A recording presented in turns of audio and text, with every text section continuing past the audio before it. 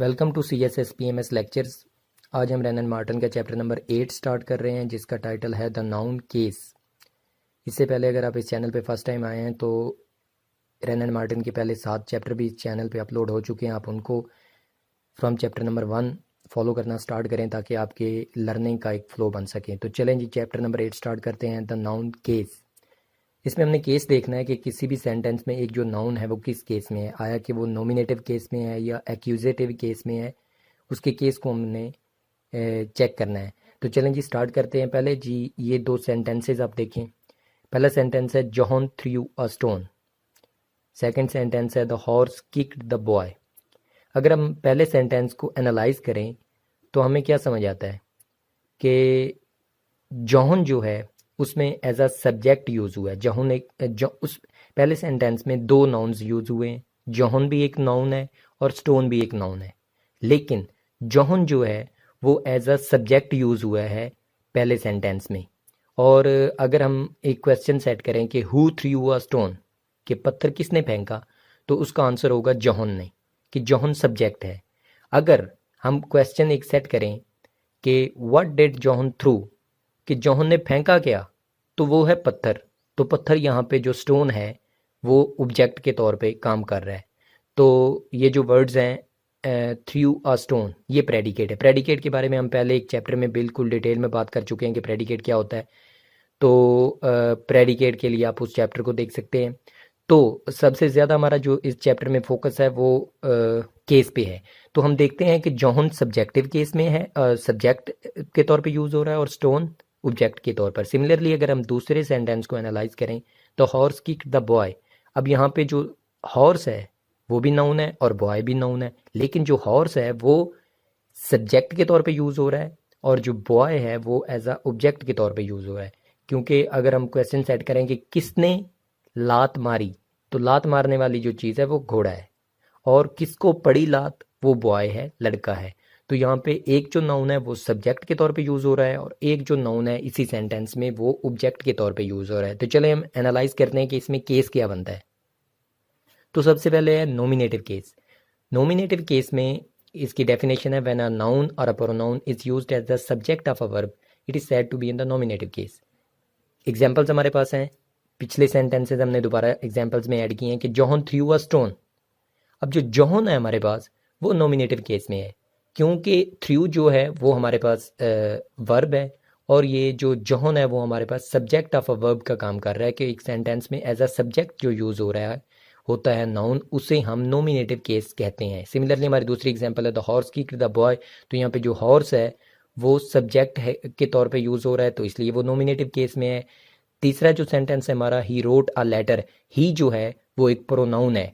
ज़रूरी नहीं कि नाउन हो, प्रोनाउन भी हो सकता है। केस चेक करने के लिए हम सिर्फ नाउन नहीं देखेंगे, प्रोनाउन भी यूज़ होते हैं। तो ही एक प्रोनाउन है, तो प्रोनाउन यहाँ पे जो यूज़ हुआ है ही, वो एज अ सब्जेक्ट यूज़ हुआ है, और उस सब्जेक्ट को हम नॉमिनेटिव केस की कैटेगरी में डालते हैं। सिमिलरली चौथा सेंटेंस है शी बीट्स हिम। तो शी यहाँ पे pronoun as a subject use हो रही है, तो वो भी नॉमिनेटिव केस में है। सेकंड जो केस है हमारे पास वो है ऑब्जेक्टिव और एक्यूजेटिव केस। एक्यूजेटिव केस या ऑब्जेक्टिव केस भी इसे बोलते हैं। उसकी डेफिनेशन है, व्हेन अ नाउन और a pronoun is used as the object of a verb it is said to be in the objective और एक्यूजेटिव केस। अब यहाँ पे थोड़ा सा माइनर सा डिफरेंस है कि वहाँ पे पिछली डेफिनेशन में अगर हम देखें तो वहाँ पे है सब्जेक्ट ऑफ वर्ब, यहाँ पे है ऑब्जेक्ट ऑफ वर्ब, कि वर्ब का जो एज अ ऑब्जेक्ट के तौर पे यूज़ हो रहा है। हमारा वही दो सेंटेंस हमारे दोबारा हमने यूज़ किए हैं, वही वाली एग्जांपल्स हमने यूज़ किए हैं। जॉन थ्रू अ स्टोन, तो यहाँ पे थ्रू जो है वो थ्रो की फॉर्म है, थ्रू। तो थ्रू जो है वो वर्ब है, और उसके ऑब्जेक्ट पे एज एन ऑब्जेक्ट जो यूज़ चीज़ हो रही है यूज़, वो स्टोन है, कि पत्थर को फेंका गया। तो स्टोन यहाँ पे हमारे पास एक्यूजेटिव केस में आ गया। Similarly the horse kicked the boy, के घोड़े ने लड़के को लात मारी। अब जो लात जिसको पड़ी है वो ऑब्जेक्ट है, कि उस पर काम हुआ है, उसको लात पड़ी है। तो वो और वो किक्ड जो है, किक की सेकंड फॉर्म किक्ड वर्ब है, उसका एज अ ऑब्जेक्ट भी यूज़ हो रहा है। तो by definition object of a verb के तौर पे बॉय यूज़ हो रहा है, तो यहाँ पे बॉय जो है वो एक्यूजेटिव केस में है। Similarly he wrote a letter, तो लेटर जो है वो ऑब्जेक्ट ऑफ द वर्ब है। रोट जो है वो राइट की सेकंड फॉर्म रोट, वो हमारे पास वर्ब है और उसका ऑब्जेक्ट जो है वो लेटर है, तो लेटर यहाँ पे जो है वो एक्यूजेटिव केस में है। सिमिलरली शी बीट्स हिम, अब जो हिम है यहाँ पे वो प्रोनाउन है। मैंने पहले भी कहा था कि नाउन को सिर्फ नहीं देखना, प्रोनाउन का भी केस बनता है। तो सिमिलरली ये हिम यहाँ पे जो है वो प्रोनाउन है कि लड़की ने उसको मारा, कोई मेल है, मैस्कुलिन जेंडर से है, उसको लड़की ने मारा, तो हिम यहाँ पे जो प्रोनाउन यूज हुआ है वो एज वो उसका जो केस है वो ऑब्जेक्टिव या एक्यूजेटिव केस आप उसे कह सकते हैं। तो यहाँ पे हमारे पास सबसे अहम एक नोट है जी, a noun which comes after preposition is also said to be in the accusative case, कि जो प्रेपोजिशन के बाद जो नाउन होता है वो भी एक्यूजेटिव केस में ही आता है। कि एक्यूजेटिव केस की जो डेफिनेशन है कि वो ऑब्जेक्ट ऑफ अ वर्ब होता है। तो यहाँ पे आपको ये भी ध्यान में रखना है कि जो प्रेपोजिशन के बाद जो यूज़ होता है नाउन, वो भी एक्यूजेटिव केस की कैटेगरी में आता है। एग्जाम्पल हमारे पास है the book is in the desk, तो ये जो इन है वो प्रेपोजिशन है और उसके बाद जो डेस्क आ रहा है वो भी एक नाउन है और उसकी जो कैटेगरी है वो एक्यूजेटिव केस है। तो नोट नंबर 2 हमारा बड़ा अहम है। उसमें जी सेंटेंसेस 2 दिए हुए हैं, उनको आपने गौर से देखना है। पहला सेंटेंस है Newton broke the window, second sentence है द विंडो वाज ब्रोकन। अब यहाँ पे हमने जो फोकस करना है वो नाउन जो विंडो यूज हुआ है उस पे करना है। कि पहले सेंटेंस में जो विंडो है वो एज एन ऑब्जेक्ट के तौर पे यूज हो रहा है और दूसरे सेंटेंस में जो विंडो है वो एज अ सब्जेक्ट यूज हो रहा है। तो यहाँ पे ये जो नोट है उसमें ये अहम बात है कि जो नाउन होता है वो उसकी चाहे नॉमिनेटिव केस हो या एक्यूजेटिव केस हो वो सेम रहता है, सेम फॉर्म उसकी रहती है। कि विंडो जो था वो एज एन ऑब्जेक्ट भी विंडो ही था और एज एन सब्जेक्ट भी विंडो है। जबकि हम नोट कर सकते हैं पहले सेंटेंस में न्यूटन ब्रोक द विंडो, अब पहले सेंटेंस में जो ब्रेक की सेकंड फॉर्म यूज हुई है वो ब्रोक है, जबकि दूसरे सेंटेंस में ब्रोक की तीसरी फॉर्म यूज हो रही है। मतलब सेंटेंस का स्ट्रक्चर चेंज होने से वर्ब का स्ट्रक्चर चेंज हो गया, लेकिन सेंटेंस का स्ट्रक्चर चेंज होने से नाउन का स्ट्रक्चर चेंज नहीं हुआ। नाउन का स्ट्रक्चर चेंज नहीं हुआ इसलिए उसके केस में भी कोई उसका केस भी चेंज हो जाए तो नाउन में तब्दीली नहीं आती। नेक्स्ट जो हमारे पास है वो है डायरेक्ट एंड इनडायरेक्ट ऑब्जेक्ट। पहले 2 सेंटेंसेज हैं, इनको आप गौर से देखें। रामा गेव अ बाल, अगर रामा गेव अ बाल को हम एनालाइज करें बाय डेफिनेशंस तो केसेस क्या बनते हैं कि जो नॉमिनेटिव केस है उसमें रामा वर्ड आता है कि बिफोर, या आप कह सकते हैं कि गेव जो कि वर्ब है, वर्ब से पहले जो वर्ड आता है वो नॉमिनेटिव केस में होता है। तो रामा यहाँ पे जो है वो नॉमिनेटिव केस में है और जो बाल है नाउन वो एक्यूजेटिव केस में है। लेकिन अब सेंटेंस नंबर 2 को एनालाइज करें। Rama gave Newton a ball, कि रामा ने न्यूटन को गेंद दी। अब जो न्यूटन है वो क्या है, वो है इनडायरेक्ट ऑब्जेक्ट। कैसे, अगर हम देखें तो जो नाउन बाल है वो ऑब्जेक्ट है वर्ब गेव का। In the second sentence we are told that Newton was the person to whom Rama gave ball, कि न्यूटन वो शख्स है जिसको रामा ने गेंद दी। तो जो न्यूटन है वो इनडायरेक्ट ऑब्जेक्ट है वर्ब गेव का और जो बाल है वो डायरेक्ट ऑब्जेक्ट है वर्ब गेव का। अब यहाँ पे देखना, गौर करना कि जो इनडायरेक्ट ऑब्जेक्ट होता है वो फौरी वर्ब के फौरी बाद आता है। जैसे हमारे पास सेंटेंस में अब गौर करें तो देखें, Rama gave Newton a ball, कि गेव वर्ब है और उसके फौरी बाद न्यूटन आ गया जो कि इनडायरेक्ट ऑब्जेक्ट है और जो बाल है वो डायरेक्ट ऑब्जेक्ट है। तो ये इनडायरेक्ट और डायरेक्ट ऑब्जेक्ट की डेफिनेशन है और इनका माइनर सा डिफरेंस है। नेक्स्ट जो हमारे पास नाउन का केस है वो है पोसेसिव और जेनेटिव केस। उसे पोसेसिव और जेनेटिव केस उसे दोनों बोलते हैं, पोसेसिव केस भी बोलते हैं, जेनेटिव केस भी बोलते हैं। 2 सेंटेंसेज है उन पे गौर कीजिएगा। सेम ही सेंटेंस है कि Newton's umbrella, this is Newton's umbrella, कि ये न्यूटन की छतरी है। अब न्यूटन्स अम्ब्रेला का क्या मतलब है कि अम्ब्रेला बिलोंगिंग टू न्यूटन, कि ये छतरी जो है इसका जो मालिक है वो न्यूटन है। सही हो गया। अब यहाँ पे आपने एक और करना है कि जो चीज़ है उसकी जो ऑनरशिप या उसकी जो पोसेशन है उसको शो करने के लिए जो हम अपॉस्ट्रोफ लगाते हैं और साथ में एस का इस्तेमाल करते हैं वो हमारे पास ऑनरशिप को शो करता है, कि किसी चीज़ की मलकियत को शो करता है। तो इस तरह के जो ऑनरशिप की केस को शो करे उसे हम पोसेसिव और जेनेटिव केस बोलते हैं, कि उसे पोसेसिव भी बोल लेते हैं या जेनेटिव, दोनों केसेस एक ही चीज़ का नाम है। तो यहाँ पे आप गौर करें कि अगर हम क्वेश्चन सेट करें कि हुज, किसका, तो किसका जो आंसर होता है वो पोसेसिव केस होता है। जैसे किसका या किसकी सेम ही है। किसका कुत्ता, न्यूटन्स डॉग, न्यूटन का कुत्ता। किसकी छतरी, न्यूटन्स अम्ब्रेला, न्यूटन की छतरी। किसका घर, न्यूटन्स हाउस, न्यूटन का घर। तो न्यूटन के साथ हमने अपॉस्ट्रोफ यूज़ किया और साथ में एस यूज़ किया, तो इससे हमारे पास जो केस जेनरेट हुआ वो पोसेसिव और जेनेटिव केस है। इसी तरह किसी भी नाउन के साथ अगर अपॉस्ट्रोफ लगा के हम एस का इजाफा करते हैं, साथ एस यूज़ करते हैं, तो वो जेनेटिव या पोसेसिव केस को शो कर रहा होता है। लेकिन यहाँ पे एक इंतहाई इंपॉर्टेंट नोट है जो आपको जहन में रखना है, कि जो पोसेसिव केस होता है अपॉस्ट्रोफ का यूज़ करके जो हम एस यूज़ करते हैं, वो हमेशा मलकियत ही को शो नहीं करता। गो के वो मलकियत को शो करता है लेकिन हमेशा नहीं करता। उसकी एग्जांपल्स हम देखते हैं कैसे नहीं करता, क्योंकि ये मलकियत के अलावा ये ऑथरशिप को भी शो कर रहा होता है, ओरिजिन को भी शो कर लेता है, काइंड को या रिलेटेडनेस को भी शो कर रहा होता है। हम एग्जांपल्स देखते हैं, उससे क्लियर करते हैं कि शेक्सपियर्स प्लेस, इसका मतलब है कि शेक्सपियर के लिखे हुए प्लेस, सही हो गया, कि उसकी ऑथरशिप को, उसकी तसनीफ़ को वो शो कर रहा है। ओके, नेक्स्ट हमारे पास एग्जांपल है अ मदर्स लव, के वो प्यार जो माँ महसूस करती है, फेल्ट बाय। तो मलकियत गो के है, रिलेटेडनेस है, लेकिन ये फेल्ट बाय के सेंस में आ रहा है। एग्जांपल तीसरी हमारे पास प्रेसिडेंट्स स्पीच। तो इसका मतलब ये नहीं कि इस स्पीच का मालिक प्रेसिडेंट है, इसका मतलब ये है कि ये स्पीच जो है वो डिलीवर्ड की गई है किससे, प्रेसिडेंट से। तो ये एक रिलेटेडनेस का केस हो गया। यहाँ पे भी हम पोसेसिव या जेनेटिव केस यूज़ कर रहे हैं। तो चौथी हमारी एग्जांपल है अग्रवाल्स हाउस, कि मिस्टर अग्रवाल का जो घर है। अब यहाँ पे एक प्योर मलकियत पोसेशन शो हो रही है। तो ये केस हमेशा नहीं होता, हमेशा रिलेटेडनेस के केसेस भी बनते हैं। तो हमेशा मलकियत का केस नहीं होता, रिलेटेडनेस का भी होता है। लास्ट टाइम एग्जांपल अगर देखें अशोक स्कूल, तो इसका ये मतलब नहीं है कि अशोक जो है वो उस स्कूल का मालिक है, बल्कि इसका ये मतलब है कि the school where Ashok goes, कि वो स्कूल जिसमें अशोक जाता है, हम कह देते हैं कि अशोक अलीज स्कूल, अली का स्कूल।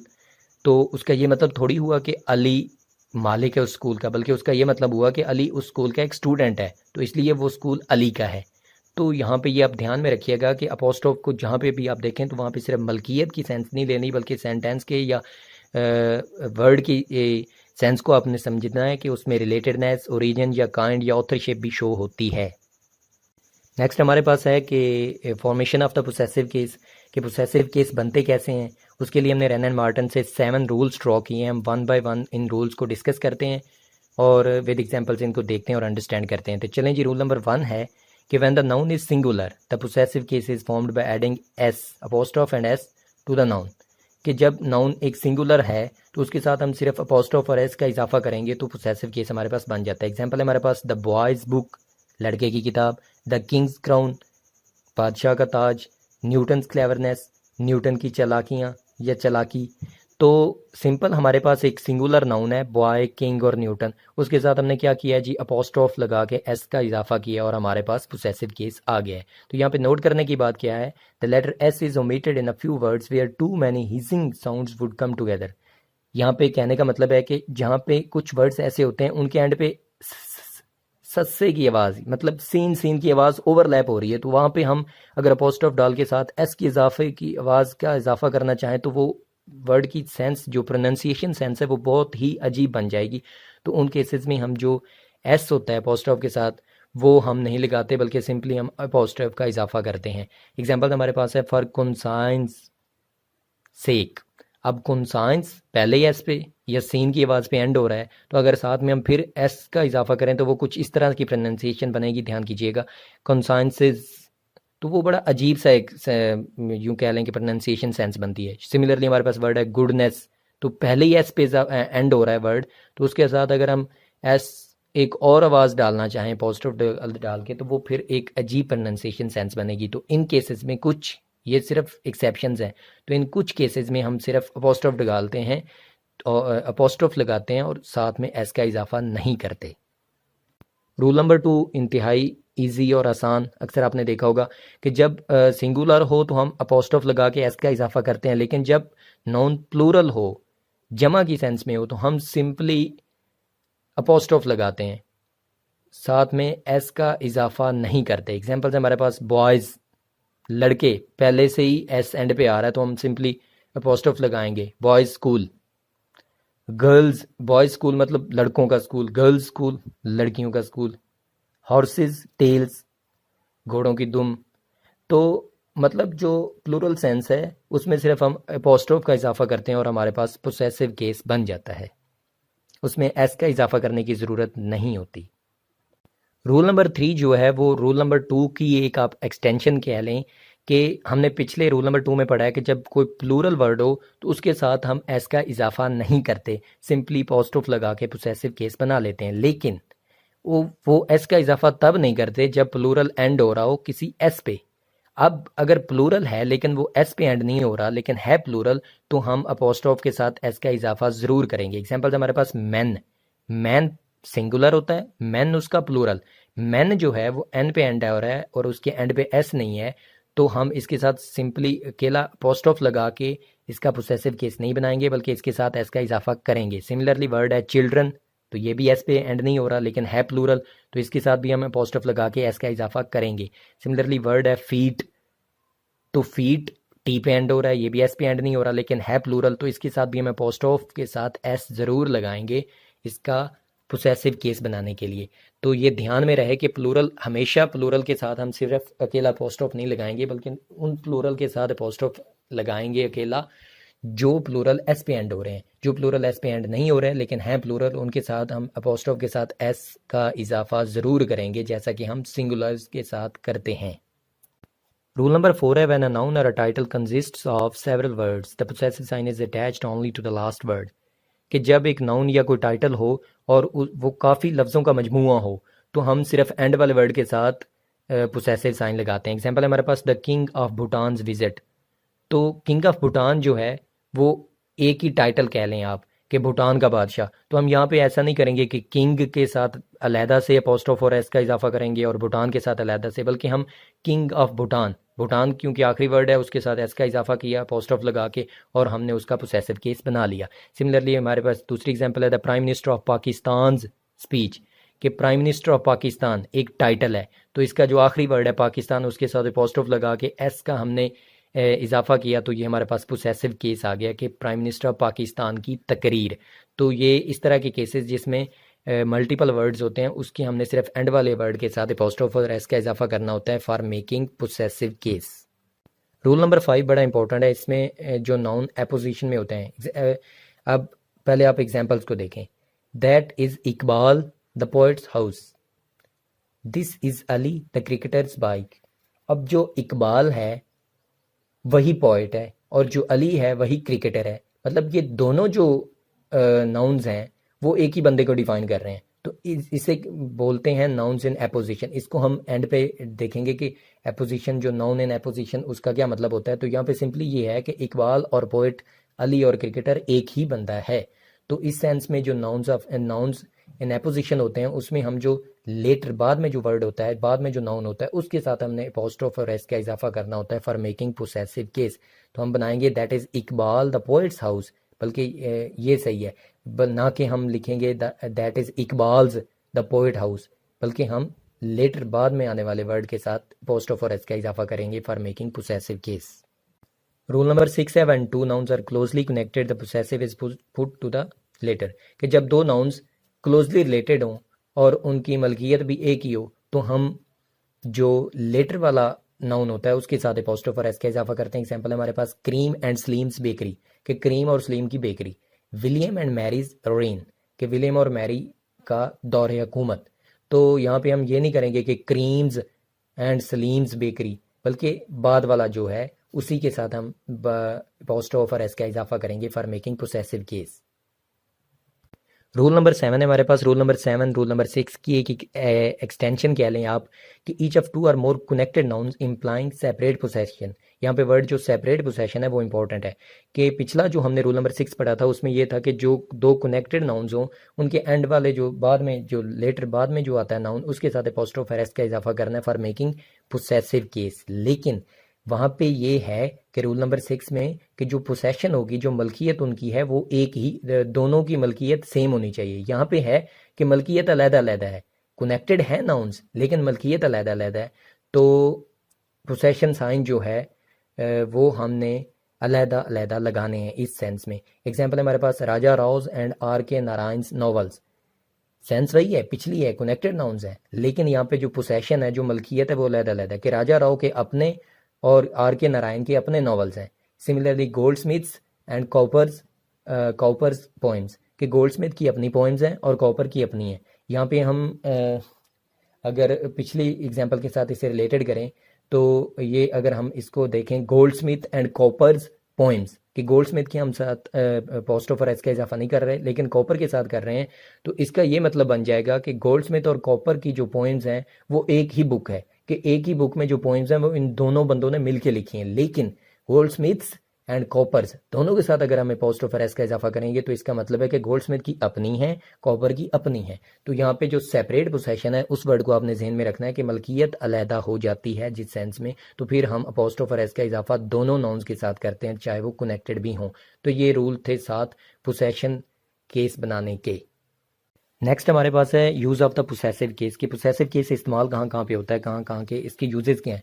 तो possessive case is now use chiefly with the names of living things कि ये जिंदा चीज़ों के साथ ज़्यादातर इस्तेमाल होता है पोसेसिव केस। एग्जांपल है हमारे पास the governor's bodyguard, the lion's mane कि ये गवर्नर भी जिंदा चीज़ है, जानदार चीज़ है, लायन शेर भी जानदार चीज़ है।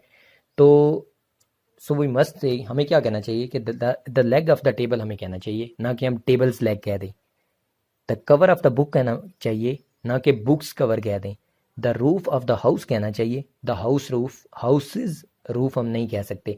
कि इनका जो पोसेसिव केस है वो बनाने से बेहतर है कि इनकी जो रियल जो यूं कह लें कि इनका जो रियल फ्रेज होता है उसको यूज़ किया जाए कि the leg of the table use करना चाहिए, ना कि टेबल्स लेग, क्योंकि ये जो पोसेसिव केस होता है ये जानदार चीज़ों, जिंदा चीज़ों के साथ ही इसकी वो क्या कहते हैं कि केमिस्ट्री ज़्यादा फिट होती है कि ये जानदार चीज़ों को डिस्क्राइब करता है। तो इसलिए हम बेजान चीज़ें जैसे टेबल है, बुक है, हाउस है, इसके साथ अपोस्ट्रोफ लगा के इसका इजाफा करके हम पोसेशन शो नहीं कर सकते। गो के करते हैं लेकिन उसकी सेंस सही नहीं है। बट क्या है, रीज़न इस यहाँ पे है कि अगर बेजान चीज़ है उसके साथ हम अपोस्ट्रोफ लगा के और एस का इजाफा करके हम मलकियत शो नहीं कर सकते। लेकिन अगर बेजान चीज़ को परसोनिफाई कर दिया जाए, परसोनिफाई का मतलब है कि एक बेजान चीज़ को जिंदा चीज़ की खसूसियत दे देना, इसका ये मतलब है परसोनिफाई का कि when an inanimate thing has ascribe to it the attributes of a person it is said to be personified कि जब एक बेजान चीज़ को जिंदा जान की खसूसियत, जिंदा चीज़ की खसूसियत दी जाए तो वो परसोनिफाई उसे कहते हैं। तो जब बेजान चीज़ को परसोनिफाई कर दें तो फिर हम उसके साथ अपोस्ट्रोफ लगा के इसका इजाफा करके पोसेसिव केस बना सकते हैं। जैसे इंडियाज़ हीरोज़, तो इंडिया को यहाँ पे परसोनिफाई किया गया। नेचर्स लॉज, तो नेचर को यहाँ पे परसोनिफाई किया गया है, उसको जिंदा चीज़ का एक यूं कह लें कि एट्रीब्यूट दी गई है, क्वालिटी दी गई है। At duty's call at death's door के डेथ्स डोर का क्या मतलब है कि मौत के दरवाजे पर। तो डेथ क्या है, मौत। मौत एक यूं कह लें कि मौत जो है, मौत एक एब्स्ट्रैक्ट नाउन है और वो बेजान चीज़ है। लेकिन डेथ्स डोर का मतलब है कि मौत का दरवाज़ा। मतलब यहाँ पे मौत को हमने कोई इंसानी यूं कह लें कि खसूसियत दे दी कि वो एक इंसान की तरह उसको कह दिया कि वो उसका एक घर है और उस घर का एक दरवाज़ा है, तो उस दरवाजे पे एट डेथ स्टोर का ये मतलब हो गया। तो जहाँ पे हम बेजान चीज़ को, बेजान नाउन को परसोनिफाई कर दें तो वहाँ पे हम पोसेसिव केस यूज़ कर सकते हैं। तो the possessive is also use with nouns denoting time, space और वेट।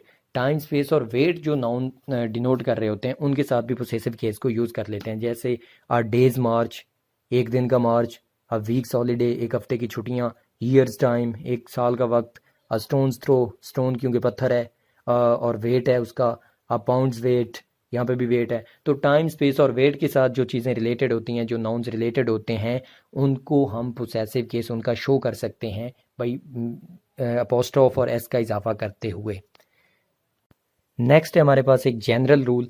अगर आपने पिछली पूरी डिस्कशन सुनी और आपको फिर भी समझ नहीं आ रहा कि हम पोसेसिव केस किन नाउन्स के साथ बना सकते हैं, किन के साथ नहीं बना सकते, ये जानदार बेजान की क्या खेल है, तो यहाँ पे हम एक जनरल रूल आपके साथ शेयर कर रहे हैं कि जनरल रूल ये है कि जो पोसेसिव केस होता है उसका मतलब होता है ऑनरशिप, कि उसका मतलब होता है मलकियत शो करना। तो अगर हम एक फ्रेज़ यूज़ कर रहे हैं कि द डिफीट ऑफ सॉरी हम क्लॉज अगर यूज़ कर रहे हैं the defeat of the enemy, the defeat of the enemy का मतलब है दुश्मन की नाकामी। The defeat of the enemy का मतलब है दुश्मन की नाकामी। और एनिमीज डिफीट, यहाँ पे हम अपोस्ट्रोफ लगा के एस का इजाफा करके पोसेसिव केस शो कर रहे हैं, एनिमीज डिफीट, तो इसका मतलब भी है दुश्मन की नाकामी। लेकिन यहाँ पे आप गौर करें कि ऑनरशिप की सेंस में जाएं कि the defeat of the enemy, वाज़े मतलब समझ आ गया कि जो दुश्मन है उसकी नाकामी। एनिमी डिफीट के जो डिफीट है, नाकामी है, उसका जो मालिक है वो दुश्मन है। तो यहाँ पे जो सेंस है वो ख़राब हो रही है, मलकियत की सेंस शो हो रही है। तो यहाँ पे आपने ध्यान करना है कि जहाँ पे सेंस ख़राब हो रही हो मलकियत की, कि नाकामी या हार या शिकस्त के जो मालिक हैं वो दुश्मन हैं, और वहाँ पे पिछले अगर सेंटेंस में हम देखें the defeat of the enemy, तो उसका वाज़े मतलब है कि दुश्मन की हार। तो जहाँ पे आपको आपकी सिक्स्थ सेंस को ये समझ आए कि यहाँ पे जो सेंटेंस की सेंस ख़राब हो रही है, तो आप समझ जाएं कि यहाँ पे हम पोसेसिव केस यूज़ नहीं कर सकते। और बाज़ औक़ात ऐसा होता है कि एक जो नाउन है उसको हम पोसेसिव केस में यूज़ करें तो उसका कुछ और मतलब आ रहा होता है, लेकिन जब उसको हम प्रेपोजिशन ऑफ के साथ यूज़ करें तो उसका और मतलब आ रहा होता है। एग्जाम्पल है हमारे पास the prime minister reception in Delhi, इसका मतलब है reception held by the prime minister, कि the prime minister's reception in Delhi. Held by का मतलब है कि जो प्राइम मिनिस्टर है वो उसको कंडक्ट कर रहा था, उसकी रिसेप्शन थी दिल्ली में। अब सेकंड सेंटेंस पे आप गौर करें, the reception of the prime minister in Delhi means the manner in which the people welcomed him when he entered Delhi. दूसरा जो ग्रीन में सेंटेंस है उसका मतलब है कि जब prime minister, the reception of the prime minister in Delhi, इसका मतलब है कि वो मैनर, वो स्टाइल, कि जिस अंदाज में उन्होंने उसको रिसीव किया प्राइम मिनिस्टर को, उसके बारे में बात हो रही है। जबकि पिछला जो सेंटेंस है द प्राइम मिनिस्टर्स, इसमें पोसेसिव केस शो किया गया, रिसेप्शन इन दिल्ली का मतलब है कि प्राइम मिनिस्टर जो है उसकी रिसेप्शन, कि वो उस रिसेप्शन को हेल्ड वो करवा रहा है या कंडक्ट वो करवा रहा है। तो यहाँ पे मीनिंग में ही एक डिफरेंस आ रहा है, तो इस सेंस को भी आपने ध्यान में रखना है पोसेसिव केस यूज़ करते हुए। यहाँ पे एक और सेंटेंस आप गौर कीजिए, the love of a father, इसका दो मतलब हो सकते हैं कि एक फादर का मतलब बाप का अपने बच्चे के लिए प्यार, या बच्चे का अपने बाप के लिए प्यार। आप गौर करें सेंटेंस पे कि the love of a father, के बाप का प्यार, सीधा इसका मतलब एक तो ये हो गया। और दूसरा द लव ऑफ फादर, इसका मतलब है कि child's love of his father, कि बच्चे का बाप के लिए प्यार। तो बाज़ औक़ात ये कंफ्यूजिंग सेंस आ जाती है कि उसका मतलब ही समझ नहीं आ रहा होता। तो उस सेंटेंस में आप जो प्रेपोजिशन ऑफ के साथ वो सेंटेंस या फ्रेज़ को यूज़ करें instead of using possessive case. तो ये एक जनरल रूल है, ज़हन में और ध्यान में रखिएगा। लास्ट है हमारे पास नाउन्स इन एपोजिशन, के नाउन्स इन एपोजिशन किसे बोलते हैं, कि नाउन इन एपोजिशन किसी भी को भी नाउन को हम बोलते हैं तो वो कैसे बोलते हैं। तो एग्जाम्पल है हमारे पास, Rama our captain made 50 runs. Rama एक नाउन है, उसको एक्सप्लेन कर रहा है आगे एक और नाउन कैप्टन, कि रामा हमारा कैप्टन, उसने 50 रन बनाए। तो रामा और कैप्टन एक ही बंदा है, तो एक ही बंदे के बारे में बात हो रही है। अब नाउन एंड एपोजिशन की डेफिनेशन है, when one noun follows another to describe it, the noun which follows is said to be in apposition to the noun which comes before it. कि जो नाउन फॉलो करता है पहले noun को और पहले नाउन को एक्सप्लेन करता है, उसको हम नाउन इन एपोजिशन बोलते हैं। एग्जाम्पल में अगर हम देखें तो जो कैप्टन नाउन है वो रामा को ही डिफाइन कर रहा है। तो यहाँ पे जो कैप्टन है वो हमें उसे कह सकते हैं कि noun in apposition to Rama, captain is a noun in apposition to Rama, कि वो रामा को ही आगे डिफाइन या एक्सप्लेन कर रहा है। तो a noun in apposition is in the same case as the noun which it explains, कि अगर रामा नॉमिनेटिव केस में है तो जो कैप्टन है वो भी नॉमिनेटिव केस में ही होगा। और अगर रामा यहाँ पे सेंटेंस की स्ट्रक्चर चेंज होता और रामा एक्यूजेटिव या ऑब्जेक्टिव केस में होता, तो कैप्टन जो कि एपोजिशन नाउन इन एपोजिशन था वो भी एक्यूजेटिव केस में ही होता। तो जो मेन नाउन है उसी का जो केस है उसी में नाउन इन एपोजिशन भी आता है। तो यहाँ पे रामा और कैप्टन दोनों नॉमिनेटिव केस में हैं।